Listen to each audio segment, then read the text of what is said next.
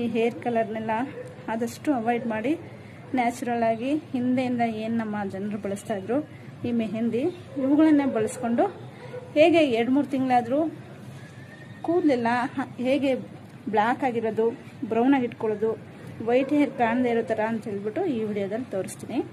ಯಾರೆಲ್ಲ ನಮ್ಮ ಚಾನಲ್ನ ಫಸ್ಟ್ ಟೈಮ್ ನೋಡ್ತಿದ್ದೀರಾ ದಯವಿಟ್ಟು ಸಬ್ಸ್ಕ್ರೈಬ್ ಮಾಡ್ಕೊಳ್ಳಿ. ವಿಡಿಯೋ ಇಷ್ಟ ಆದರೆ ನಿಮ್ಮ ಫ್ರೆಂಡ್ಸ್ ಆ್ಯಂಡ್ ಫ್ಯಾಮಿಲಿಗೆ ಶೇರ್ ಮಾಡಿ. ನೋಡಿ ಫ್ರೆಂಡ್ಸ್, ಇದು ನಮ್ಮನೆ ಗಾರ್ಡನಲ್ಲಿ ಟೆರೆಸ್ ಮೇಲೆ ಬೆಳೆದಿರುವಂಥ ಅಲೋವೆರಾ ಗಿಡ. ಈ ಅಲೋವೆರಾನ ಒಂದು ಸ್ವಲ್ಪ ತಗೊಳ್ತೀನಿ.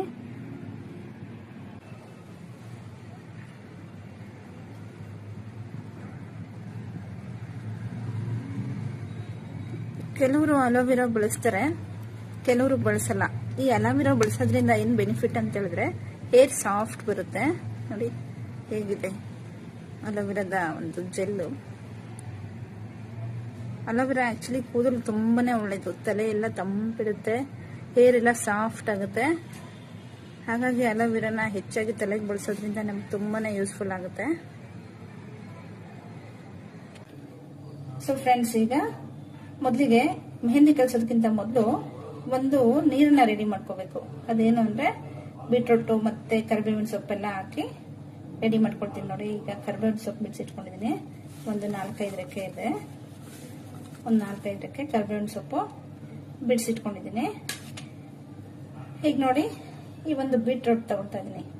ಇಷ್ಟು ದಪ್ಪ ಬೀಟ್ರೂಟ್ ಹಾಕಲ್ಲ, ಇದರಲ್ಲಿ ಒಂದು ಹಾಫ್ ಬೀಟ್ರೂಟ್ ಹಾಕ್ತೀನಿ. ನಾವೆಷ್ಟು ಬೀಟ್ರೂಟ್ ಹಾಕ್ತೀವೋ ಅಷ್ಟು ತಲೆ ಕೂದಲು ತೀರಾ ಬ್ರೌನ್ ಕಾಣಲ್ಲ, ಪರ್ಪಲ್ ಕಾಣುತ್ತೆ. ಸೊ ತುಂಬಾ ಬಿಳಿ ಹೇರ್ ತರನೂ ಕಾಣಲ್ಲ, ಮತ್ತೆ ಬ್ರೌನ್ ಕಾಣಲ್ಲ, ಆಲ್ಮೋಸ್ಟ್ ಬ್ಲಾಕ್ ಹೇರ್ ತರನೇ ಕಾಣುತ್ತೆ. ಸೊ ಆದಷ್ಟು ಜಾಸ್ತಿ ಬೀಟ್ರೂಟ್ನ ಯೂಸ್ ಮಾಡ್ಕೊಂಡ್ರೆ ಒಳ್ಳೆಯದು. ಮತ್ತೆ ಬೇಗ ಹೇರು ಕಲರ್ ಬಿಡಲ್ಲ. ಸುಮಾರು ಒಂದು 2-3 ತಿಂಗಳಾದ್ರೂ ಇದೇ ಕಲರ್ ಇರುತ್ತೆ. ಸೊ ಹಾಗಾಗಿ ಒಂದು ಅರ್ಧಕ್ಕಿಂತ ಜಾಸ್ತಿ ಬೀಟ್ರೂಟ್ನ ತಗೊಳ್ತೀನಿ ನಾನು.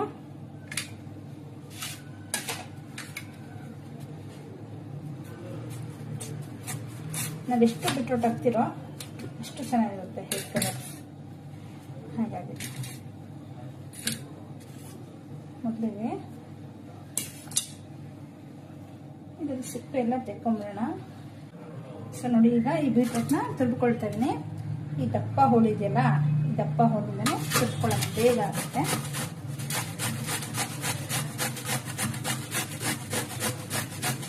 ನಮಗೆ ಈ ಬೀಟ್ರೂಟ್ನ ರಸ ಅಷ್ಟು ಇಂಪಾರ್ಟೆಂಟು. ಸೊ ಏನು ತಿನ್ನೋದಕ್ಕಲ್ವಲ್ಲ, ಹಾಗಾಗಿ ದಪ್ಪ ಹೋಗನೆ ಬೇಗ ತಿಳ್ಕೊಳ್ಳೋಣ.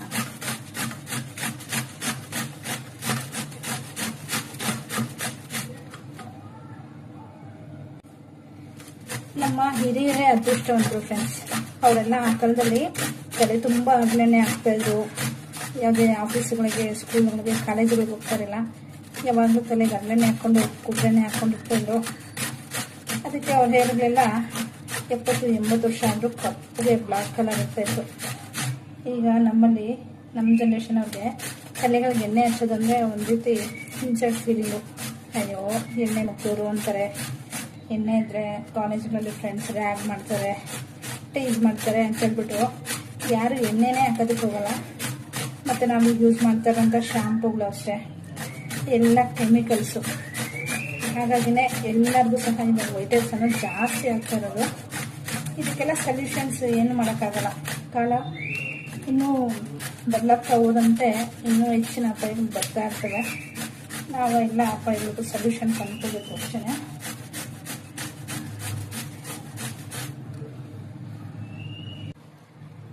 ಈಗ ಬೀಟ್ರೂಟ್ ಎಲ್ಲ ರೆಡಿ ಆಯಿತು. ಈಗ ಅಲೋವೆರಾದಲ್ಲಿ ಈ ಜೆಲ್ನ ರೆಡಿ ಮಾಡ್ಕೊಳ್ತಾ ಇದ್ದೀನಿ.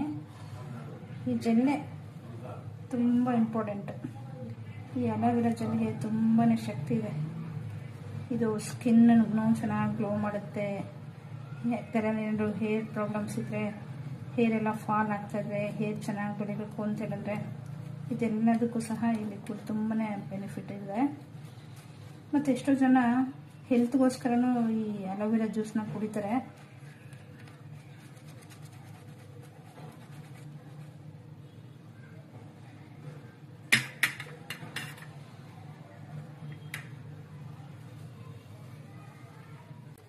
ನೋಡಿ, ಈಗ ಒಂದು ಎಂಟಿ ಬೌಲ್ ಇಟ್ಟಿದ್ದೀನಿ ಸ್ಟವ್ ಮೇಲೆ. ಈಗ ನೋಡಿ ಒಂದು ಮುಕ್ಕಾಲು ಲೋಟದಷ್ಟು ನೀರು ಹಾಕ್ತಾ ಇದ್ದೀನಿ.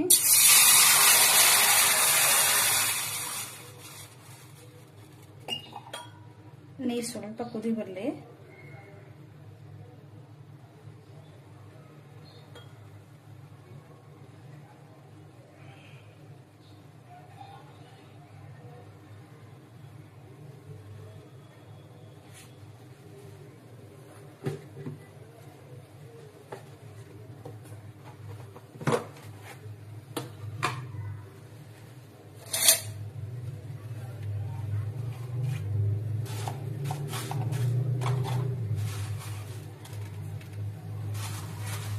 ಈಗ ನೋಡಿ ಕುದಿತಾ ಇರೋ ನೀರಿಗೆ 1 ಟೇಬಲ್ ಸ್ಪೂನ್ ಮೆಂತ್ಯಕಾಳು ಹಾಕ್ತಾ ಇದ್ದೀನಿ.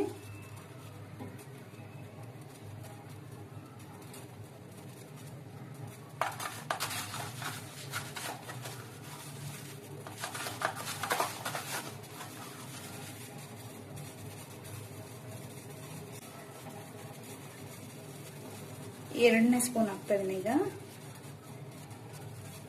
ಮೆಂತೆ ಅನ್ನೋದು ತಲೆಗೆ ತುಂಬ ತಂಪಾಗುತ್ತೆ.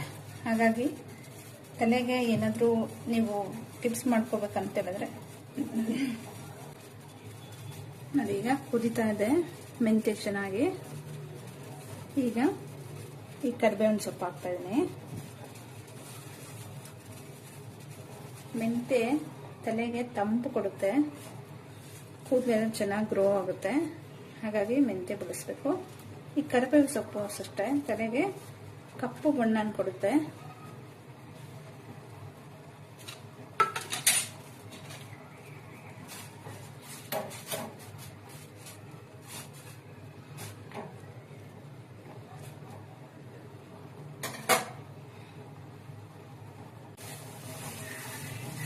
ನೋಡಿ, ಈಗ ಮೆಂತೆ ಮತ್ತು ಕರಿಬೇವು ಸೊಪ್ಪು ಎರಡು ಸಹ ಕುದೀತಾ ಇದೆ.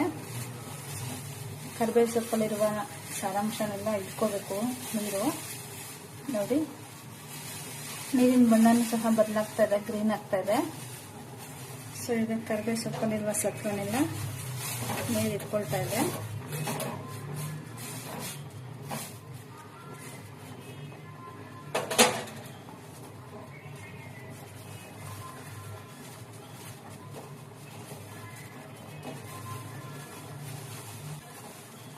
ಚೆನ್ನಾಗಿ ಕುದಿತಾ ಇದೆ. ಈಗ ರೆಡಿ ಮಾಡ್ಕೊಂಡಿರುವಂತಹ ಈ ಬೀಟ್ರೂಟ್ ಅನ್ನು ಹಾಕೋಣ. ನಾವು ಬೀಟ್ರೂಟ್ ಎಷ್ಟು ಹಾಕ್ತೀವೋ ಹೇರ್ ಕಲರ್ ಅಷ್ಟು ಚೆನ್ನಾಗಿ ಬರುತ್ತೆ. ಸೊ ಈಗ ಎಲ್ಲ ಬೀಟ್ರೂಟ್ನ ಹಾಕೋಣ. ಇದು ಸಹ ಚೆನ್ನಾಗಿ ಕುದಿ ಬರಬೇಕು.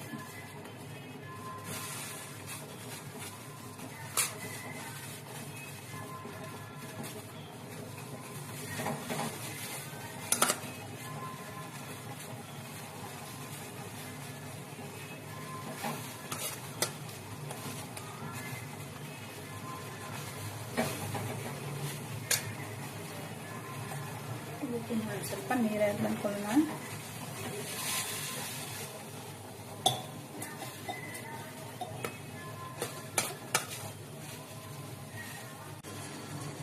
ಸೊ ಈಗ ಬೀಟ್ರೂಟು ಚೆನ್ನಾಗಿ ನೀರು ಬಿಟ್ಟಿದೆ ನೋಡಿ, ಕಲರ್ ಎಷ್ಟು ಚೆನ್ನಾಗಾಗಿದೆ.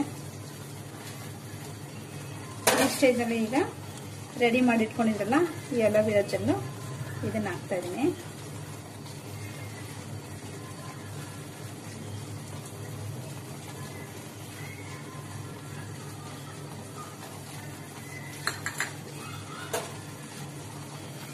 ಈಗ ಇದು ಸಹ ಸ್ವಲ್ಪ ಬಿಸಿಗೆ ಬೇಗ ಕರಗಿಕೊಳ್ಳುತ್ತೆ.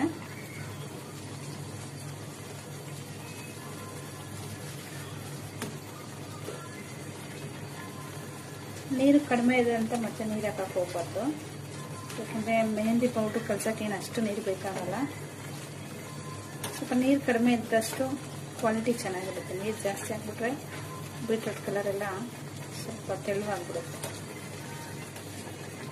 ಸಾಕು ಇಷ್ಟು ನೀರು. ಈಗ ಈ ನೀರನ್ನ ಸ್ಟ್ರೈನರೆಲ್ಲ ಹಾಕಿ ಸೋಯಿಸ್ಕೊಳ್ಳೋದು. ಮತ್ತು ಈ ಬಿಸಿಗೆನೆ ಮೆಹಂದಿ ಪೌಡ್ರ್ ಆ್ಯಡ್ ಮಾಡಬಾರ್ದು. ಈ ಬಿಸಿಯೆಲ್ಲ ಕಂಪ್ಲೀಟಾಗಿ ತಣ್ಣಗಾದ್ಮೇಲೆ ನಾವು ಮೆಹಂದಿ ಸೊಪ್ಪನ್ನ ಅದು ಮೆಹಂದಿ ಸೊಪ್ಪು ಹಾಕೋರು ಮೆಹಂದಿ ಸೊಪ್ಪು ಹಾಕ್ತಾರೆ. ನಾನು ಈಗ ನೂಪುರ್ ಕಲರ್ ಹಾಕ್ತಾ ಇದ್ದೀನಿ, ಹೇರ್ ಕಲರು. ಸೊ ನೋಡಿ, ಈಗ ಬೀಟ್ರೂಟ್ ಚೆನ್ನಾಗಿ ಕಲರ್ನೆಲ್ಲ ಬಿಟ್ಟಿದೆ ನೋಡಿ. ಈಗ ನೀರು ಎಷ್ಟು ಚೆನ್ನಾಗಿ ಕಾಣ್ತಾ ಇದೆ. ಈ ನೀರನ್ನೀಗ ಸ್ಟ್ರೈನರಲ್ಲಿ ಸಪ್ರೇಟ್ ಮಾಡಿಕೊಂಡು ಈ ಬಿಸಿ ಎಲ್ಲ ಹೋಗಿ ಕಂಪ್ಲೀಟಾಗಿ ತಣ್ಣಗಾದ್ಮೇಲೆ ಇದಕ್ಕೆ ನಾವು ಮೆಹಂದಿ ಪೌಡರ್ನ ಮಿಕ್ಸ್ ಮಾಡ್ಕೊಳ್ಳೋಣ.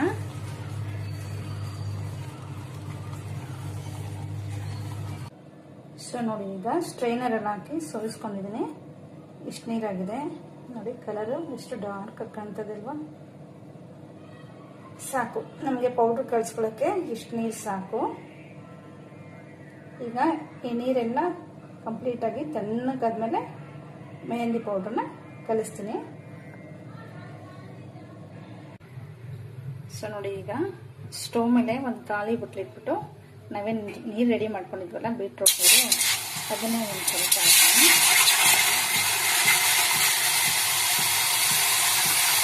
ಇದಕ್ಕೆ ಇವಾಗ ನಾನು ಒಂದು 2 ಟೇಬಲ್ ಸ್ಪೂನ್ ಟೀ ಪೌಡ್ರ್ ಹಾಕ್ತೀನಿ.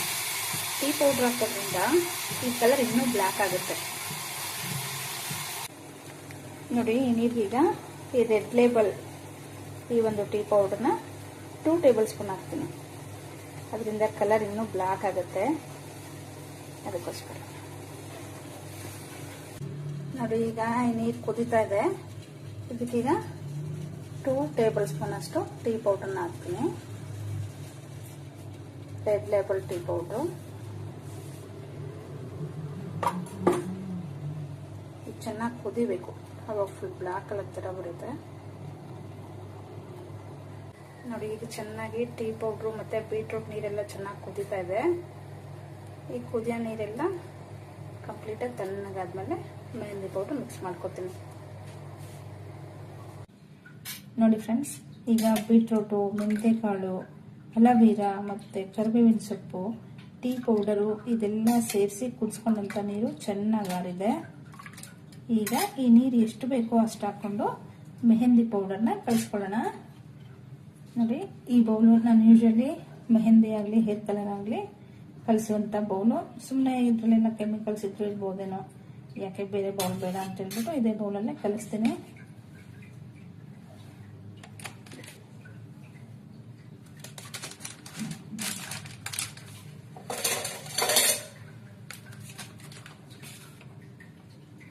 ಮೊದಲಿಗೆ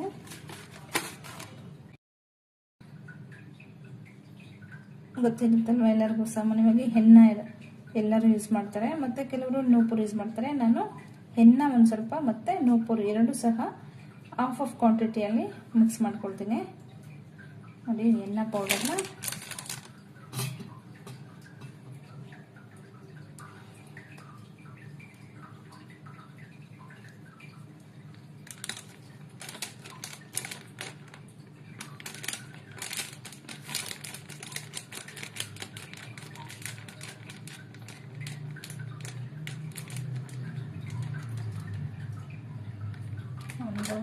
ಒಂದು ಸ್ಪೂನು,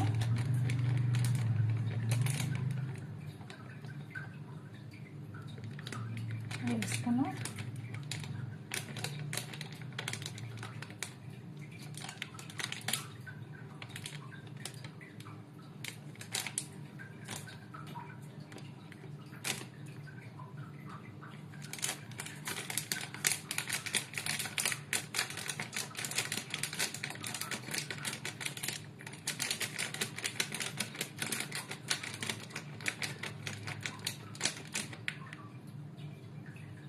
ಮೂರು ಸ್ಪೂನ್ ಹಾಕ್ಕೊಂಡೆ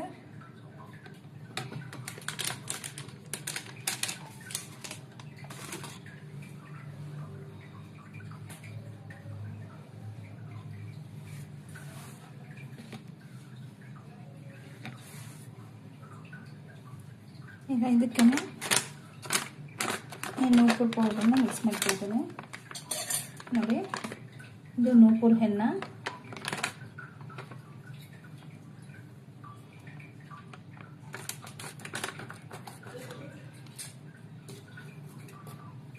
ಇದನ್ನು ಸಹ ನಾನು ಒಂದು 3 ಸ್ಪೂನ್ ತಗೊಳ್ತೀನಿ.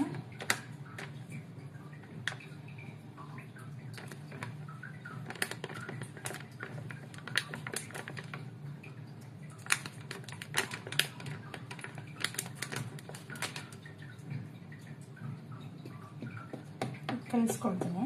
ನೋಡೋಣ, ಸ್ವಲ್ಪ ತಿಕ್ ಬಂತು ಅಂತ ಹೇಳಿದ್ರೆ ಮತ್ತೆ ಇನ್ನೊಂದು ಸ್ವಲ್ಪ ಪೌಡ್ರ್ ಹಾಕಿ ಕಲಿಸ್ಕೊಳ್ತೀನಿ.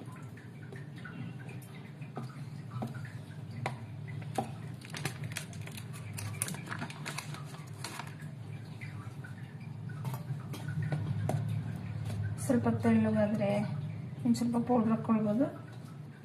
ಪೌಡರ್ ಗಟ್ಟಿ ಅಂದರೆ ಇನ್ನು ಸ್ವಲ್ಪ ನೀರು ಹಾಕ್ಕೊಂಡು ಮಿಕ್ಸ್ ಮಾಡ್ಕೊಬೋದು.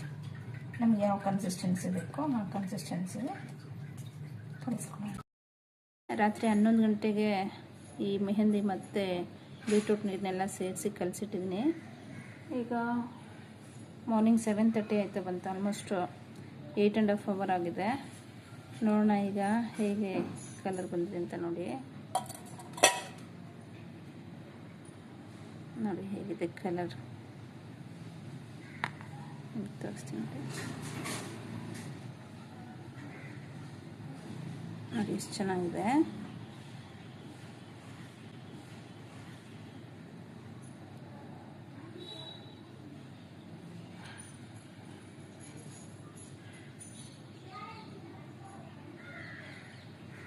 ಇದನ್ನು ಈಗ ತಲೆಗೆ ಹಚ್ಕೊಂಡು 3-4 hours ಬಿಟ್ಟು ಸ್ನಾನ ಮಾಡಿಕೊಂಡು ಹೇರ್ ವಾಶ್ ಮಾಡಿ ನೀಟಾಗಿ ತೋರಿಸ್ತೀನಿ ನಿಮಗೆ ಎಷ್ಟು ಚೆನ್ನಾಗಿ ಕಲರ್ ಹತ್ಕೊಂಡಿರುತ್ತೆ ನೋಡಿ.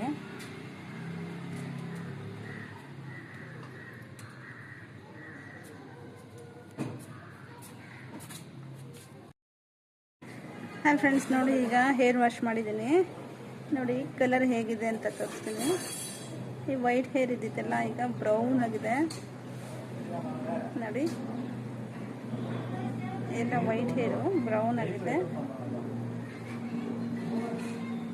ನೋಡ್ತಾ ಇದ್ದೀರಾ. ನೀವು ಯಾರಾದರೂ ಹೇರ್ ಕಲರ್ ಆಗ್ತಾ ಇದ್ರಿ ಅಂತ ಹೇಳಿದ್ರೆ ಆದಷ್ಟು ಕ್ಯಾನ್ಸರು ಬೇರೆ ಬೇರೆ ಕಾಯಿಲೆಗಳು ನಮಗೆ ಬರಬಾರ್ದು ಅಂತ ಹೇಳಿದ್ರೆ ಈ ರೀತಿ ಮೆಹಂದಿ ಹಾಕೋದು ಬೆಸ್ಟು ಫ್ರೆಂಡ್ಸ್. ಸೊ ವಿಡಿಯೋ ನೋಡಿದ್ದಕ್ಕೋಸ್ಕರ ಥ್ಯಾಂಕ್ ಯು ಸೋ ಮಚ್. ಈ ವಿಡಿಯೋ ಇಷ್ಟ ಆಗಿದ್ರೆ ನಮ್ಮ ಚಾನಲ್ನ ಹಾಗೆ ಸಬ್ಸ್ಕ್ರೈಬ್ ಮಾಡ್ಕೊಂಬಿಡಿ.